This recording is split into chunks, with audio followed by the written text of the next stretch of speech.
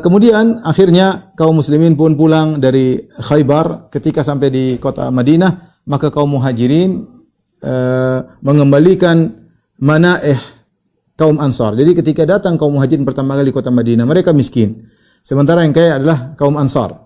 Dan kaum Ansar menawarkan sebagian harta mereka, hasil kebun mereka kepada kaum muhajirin. Mereka berikan begitu saja. Sebagian setengah dari harta kebun kami akan berikan kepada kalian kaum muhajirin. Tapi kaum muhajirin tidak mau. Kaum muhajirin mengatakan, biarlah kami yang bekerja. Kami yang bekerja membantu kalian, nanti setengah hartanya bagi. Setelah dikuasai, ditaklukkan Khaybar, maka kaum muhajirin tidak lagi mengambil bagian dari pemberian kaum Ansar. Mereka kembalikan. Kenapa? Karena harta yang datang dari Khaybar banyak. Khaybar sangat subur, ya, sangat subur sehingga penghasil korma yang banyak ketika itu, ya, dikuasai oleh orang Yahudi. Ketika dikuasai oleh kaum muslimin, maka hasil korma banyak dibawa ke kota Madinah sehingga kaum muhajirin tidak perlu lagi kerja kepada kaum Ansar karena begitu banyak hasil kebun korma, ya.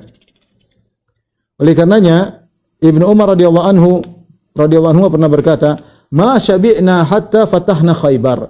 Kami tidak pernah kenyang sampai kami menaklukkan Khaybar. Setelah ditaklukkan Khaybar baru ternyata hasil buminya banyak. Ya, kebunnya banyak diberikan kepada kaum muslimin sehingga mereka bisa kenyang karena datang bantuan dari Khaybar. Demikian juga Aisyah radhiyallahu anha pernah berkata, "Lamma futihat Khaybar, qulna al-an nasba'u minat tamar." Kata Aisyah, setelah Khaybar dikuasai oleh kaum muslimin, baru kita berkata, sekarang kita baru bisa kenyang karena makan korma. Subhanallah, kata Al-Hafidz Ibnu Hajar, ay li kathrati ma fiha minan nakhil, karena begitu banyak korma yang ada di Khaybar, isyaratan ila annahum kanu qabla fatiha fi qillati minal aish. Ini menunjukkan bahwasanya sebelum Khaybar dikuasai mereka makan cuma sedikit. Mereka tidak pernah kenyang makan korma.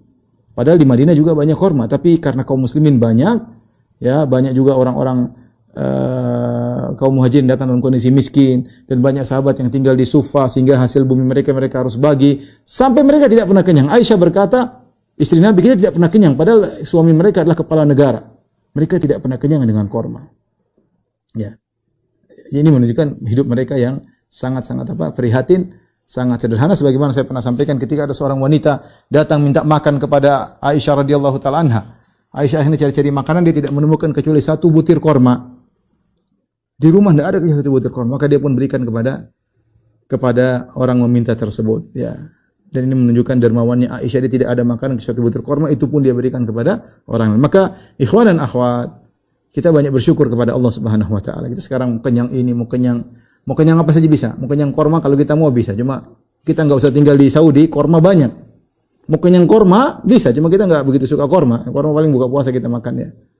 Mau kenyang nasi bisa, mau kenyang ikan bisa, mau kenyang daging bisa, mau kenyang apa saja bisa.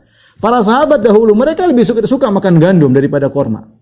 Mereka lebih suka makan gandum. Ya, roti itu makanan spesial daripada korma. Korma saja yang mereka lebih suka gandum daripada korma. Korma pun mereka tidak kenyang. Bayangkan dari tahun pertama Hijriah sampai 7 Hijriah mereka tidak pernah kenyang korma.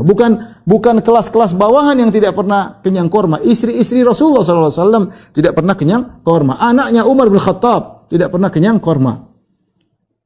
Setelah dikuasai Khaybar, baru kemudian mereka bisa kenyang makan korma, ya. Jadi kita banyak bersyukur kepada Allah Subhanahu Wa Taala, limpah nikmat yang Allah berikan kepada kita, ya. Alhamdulillah, maka kita banyak pandai-pandai bersyukur, jangan lupa dengan nikmat Allah Subhanahu. Kita sebut-sebut alhamdulillah kita masih bisa kenyang, kita masih bisa makan, masih banyak kenikmatan.